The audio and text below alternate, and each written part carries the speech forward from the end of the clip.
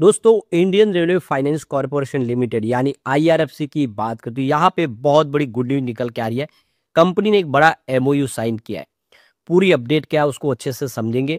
और आईआरएफसी ने इस बार ₹1 के ऊपर डिविडेंड दे दिया है। और ये डिविडेंड कब तक आपके अकाउंट में आने वाला है उसको जानेंगे। आप देख ही सकते हो कि जब से आईपीओ आया आईआरएफसी ने बहुत ही ज़बरदस्त डिविडेंड दिया है। और जो लोग जो इस समय काफ़ी सारा प्रॉफिट तो कमा रहे हैं, लेकिन एक समय ऐसा भी था जब ये आईपीओ प्राइस से भी नीचे चला गया था, लोगों को काफ़ी चिंता हो रही थी। लेकिन रेगुलरली मैंने आपको मोटिवेट किया था कि ये स्टॉक आने वाले समय कुछ बेहतर करेगा, बिल्कुल वैसा ही हुआ। अब रेल विकास निगम लिमिटेड की बात करें, यहाँ पर कंपनी को एक नया और ऑर्डर प्राप्त हुआ है। लगातार रेलवे की तरफ से इनको काफ़ी सारे ऑर्डर प्राप्त हो रहे हैं। ऐसे में क्या है फ्यूचर आरवीएनएल का, जानेंगे इस वीडियो के माध्यम से। लेकिन फ्रेंड्स, उससे पहले अगर आप पहली बार हमारे चैनल पे आए तो चैनल को सब्सक्राइब कर दीजिए, एक बेल आइकॉन दबा दीजिए ताकि जब भी नया वीडियो बने पहला नोटिफिकेशन आपको मिले। वीडियो पसंद आए तो लाइक से जरूर कीजिए। चलो फ्रेंड्स, वीडियो स्टार्ट करते हैं। मैं हूं आपका दोस्त एसबी दवे और हमारे अपने चैनल ऑनलाइन कमाई में आपका बहुत बहुत स्वागत। सबसे पहले आईआरएफसी के कारोबार की बात करें तो 123 पर इस समय स्टॉक आपको ट्रेड करता हुआ दिखाई देगा, जहाँ पे 0.34% की गिरावट है। तो पॉजिटिव खबर के बाद भी थोड़ा सा दबाव यहाँ पे देखने को मिल रहा है। तो वैसे तो यहाँ पे शुरुआत पॉजिटिव हुई थी, उसके बाद 124 का हाई भी बना, लेकिन ऊपर के लेवल से बिल्कुल यहाँ पे बिकवाली शुरू हो गई, दबाव हो गया, जिसकी वजह से 124 से स्टॉक फिर 123 के नीचे आ गया है। अब यहाँ पे जो बड़ी गुड न्यूज निकल के आ रही है, आईआरएफसी ने एक एमओयू साइन किया है वाधवान पोर्ट प्रोजेक्ट के लिए। 20,000 करोड़ रुपीज़ का ये फंडिंग होगी। तो देख सकते हो काफ़ी बड़े प्रोजेक्ट के लिए अब फंड प्रोवाइड करने जा रही है।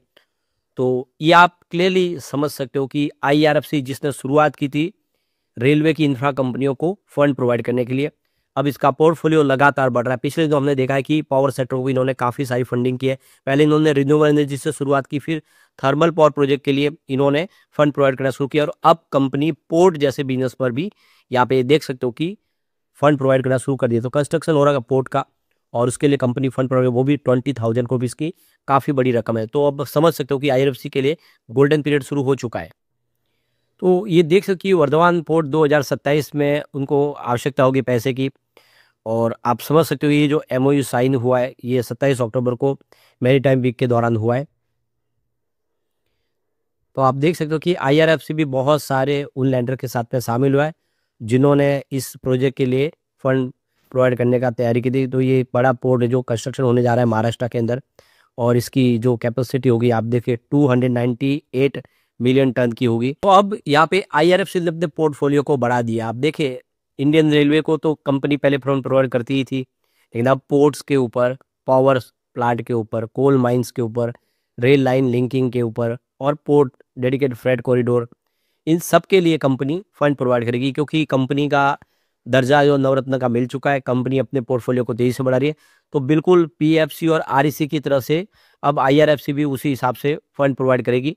तो आप समझ सकते हो इसके लिए काफ़ी शानदार गुड न्यूज है, और हम कह सकते हो कि आने वाले समय आईआरएफसी यहाँ से अब बेहतर करता हुआ दिखाई देगा। पहले इनके पास एक लिमिटेशन थी कि सिर्फ रेलवे के प्रोजेक्ट को ही फंड प्रोवाइड करेगी। अभी इनका जब पोर्टफोलियो बढ़ चुका है काफ़ी सारे सेक्टर में, अब ये फंड प्रोवाइड कर सकते हो। काफ़ी तेज़ी से इनका बिजनेस बढ़ता हुआ दिखाई देगा। और सबसे जो अच्छी प्लस पॉइंट इसके लिए है कि सरकार ने इसको टैक्स के दायरे से बाहर रखा है, और इसी वजह से ये कम इंटरेस्ट पे किसी को भी लोन प्रोवाइड कर सकते हैं। आईआरएफसी का मुख्य लक्ष्य है कि सस्ता लोन प्रोवाइड करना, जिससे जल्द से जल्द प्रोजेक्ट कंप्लीट हो, और वो भी काफ़ी कम प्राइस से हो पाए, और उससे बेनिफिट सबको हो। तो बिल्कुल सरकार की तरफ से जो योजना लाई है जिसमें आप देखिए इसको टैक्स फ्री किया गया है, तो इसका फ़ायदा ये अब उनके जो भी इनसे कर्ज लेगा उसको दे रहे, काफ़ी सस्ता फंड प्रोवाइड करेंगे, इंटरेस्ट काफ़ी कम होगा। तो इससे आईआरएफसी को ही डेफिनेटली फायदा होगा, सारे के सारे जो प्रोजेक्ट हैं इनके पास ही आएंगे। अभी आप देखिए कि मई महीने में कंपनी ने डेट मार्केट से 3,000 करोड़ रुपीज़ की फंड रेजिंग की है। तो जिसमें बॉन्ड्स इन्होंने जारी किए थे, जिसकी मेच्योरिटी अगर आप देखें डेट 5 ईयर की है, और 6.65% से ये बॉन्ड्स जारी किए गए। तो कंपनी लगातार बॉन्ड्स के माध्यम से फंड रेज करती है, इंडिया बाजार से भी और ग्लोबल मार्केट से भी। अब यहाँ पे देखो कंपनी ने काफ़ी शानदार डिविडेंड भी दिया। आप देखिए ₹1.05 का डिविडेंड कंपनी ने दिया है, और इसकी डिक्लेरेशन डेट थी 15/10/2025। इसका मतलब आने वाली 15/11/2025 के पहले, यानी 30 दिन के अंदर जो इसका रकम है आपके बैंक अकाउंट में आ जाएगी। तो 30 दिन के अंदर आ जाती है। तो 24/10/2025 अगर आप देखें इसकी रिकॉर्ड डेट थी, जो भी शेयर होल्डर है जिनके पास इस डेट को शेयर थे वो सारे एलिजिबल है, उन सबको फ़ायदा होने जा रहा है। वैसे आप देख रहे हो कि 2025 में इससे पहले 80 पैसे का इन्होंने डिविडेंड दिया है और 2024 की बात करूँ इन्होंने 80 पैसे और 70 पैसे का डिविडेंड दिया है, यानी लगातार काफ़ी बेहतर डिविडेंड दिया है। और 2023 में इन्होंने 80 पैसे और 70 पैसे का डिविडेंड दिया और अब डिविडेंड की मात्रा बढ़ती हुई दिखाई दे रही है। इससे पहले इन्होंने आप देखो कि 2022 में भी 80 पैसे का डिविडेंड दिया था और 63 पैसे का। इससे पहले 2021 में आईपीओ लिस्ट होने के बाद 77 पैसे और ₹1.05 का डिविडेंड दिया था। अब ये सारे डिविडेंड की रकम मिला दे तो करीब ₹8 का डिविडेंड कंपनी दे चुकी है। ₹25 के आईपीओ प्राइस में ₹8 का, तो ये देखो डिविडेंड से ही फायदा हो चुका है।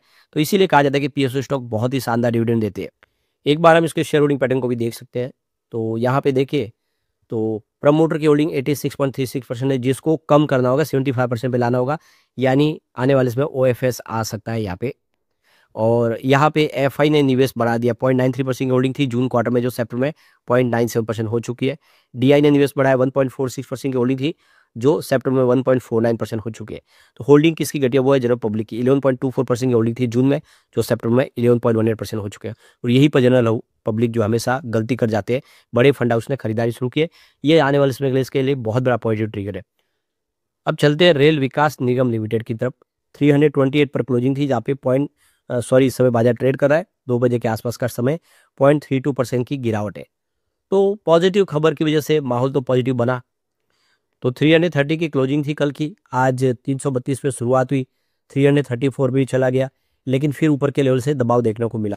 तो आज जो पॉजिटिव माहौल बना इसके वजह सबसे बड़ी है कि रेल विकास निगम लिमिटेड को एक बड़ा प्रोजेक्ट प्राप्त हुआ है नॉर्थ ईस्टर्न रेलवे की तरफ से। इन्होंने एक सबसे कम बिड लगा के ये प्रोजेक्ट प्राप्त किया है। 165 करोड़ का ये प्रोजेक्ट है जो इनको नॉर्थ ईस्टर्न रेलवे की तरफ से प्राप्त हुआ है।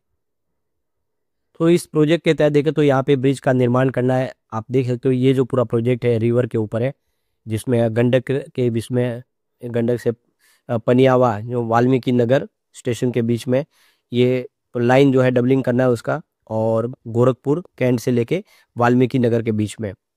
तो नॉर्थ ईस्टर्न रेलवे की तरफ से ये प्रोजेक्ट इनको प्राप्त हुआ है। इससे पहले देखें तो लास्ट वीक में इनको यहाँ पे एक और प्रोजेक्ट प्राप्त हुआ था। ये देख सकते हो कि ये साउथ सेंट्रल रेलवे की तरफ से इनको प्रोजेक्ट प्राप्त हुआ, जिसमें डिजाइन सप्लाई एरिक्सन का पूरा टेस्टिंग वगैरह का जो प्रोजेक्ट था OHE। और ये जिसमें कंपनी आप देख ही सकते हो कि काफ़ी अनुभवी हर तरह के, ये सिकंदराबाद डिवीजन का प्रोजेक्ट था जो कंपनी को मिला था। और इसी महीने अगर आप देखें तो इनको एक वेस्टर्न रेलवे की तरफ से भी काफ़ी बड़ा कॉन्ट्रैक्ट प्राप्त हुआ था, जिसमें आप देख सकते हो कि टेलीकॉम गियर वगैरह कंपनी को बनाना है, सिग्नलिंग का काम करना है, और ये अहमदाबाद डिवीजन के लिए था प्रोजेक्ट। तो इस तरह से देखो कंपनी के पास लगातार बहुत सारे प्रोजेक्ट है जो कंपनी इसका पोर्टफोलियो तेजी से बढ़। एक और जो बड़ी अपडेट निकल के आ रही है, यहाँ पे देखो कि BPCL रेलवे इंफ्रास्ट्रक्चर ने यहाँ पे जो जानकारी दी कि उन्होंने एक यहाँ पे एग्रीमेंट साइन किया है रेल विकास निगम लिमिटेड की तरफ से, जिसमें 25 kV का एक ओवरहेड इलेक्ट्रिफिकेशन प्रोजेक्ट इनको प्राप्त हुआ है। जो ये देख सकते हो कि गुरमुरा से लेके माड़िया और शक्ति नगर सेक्शन के बीच में, तो धनबाद डिवीजन में ये प्रोजेक्ट कंप्लीट करना है। और ये देख लो कि लगातार इस तरह से प्रोजेक्ट काफ़ी सारे तेज़ी से बढ़ रहे हैं। ऐसे में उम्मीद कर सकते हैं कि हम रेल विकास निगम लिमिटेड काफ़ी बेहतर कर सकता है। काफ़ी अच्छा इसका बिजनेस है। आप देखें भले इस समय थोड़ा इसका शेयर दबाव में आ गया, अपनी ऊपरी प्राइस से आधी कीमत के आसपास है, लेकिन आने वाले समय फिर ये बेहतर करेगा और ये रेलवे शेयर में फिर तेजी का दौर शुरू होगा और काफ़ी अच्छा करेंगे। लेकिन फ्रेंड्स, कोई भी इन्वेस्टमेंट करने से पहले अपने फाइनेंशियल एडवाइजर से एडवाइस ले ले या अपना खुद का रिसर्च करें, क्योंकि मैंने वीडियो आपके एजुकेशनल पर्पज़ के लिए ही बनाया। वीडियो पसंद आए तो लाइक से जरूर कीजिए और चैनल को सब्सक्राइब कर दीजिए। Thank you friends.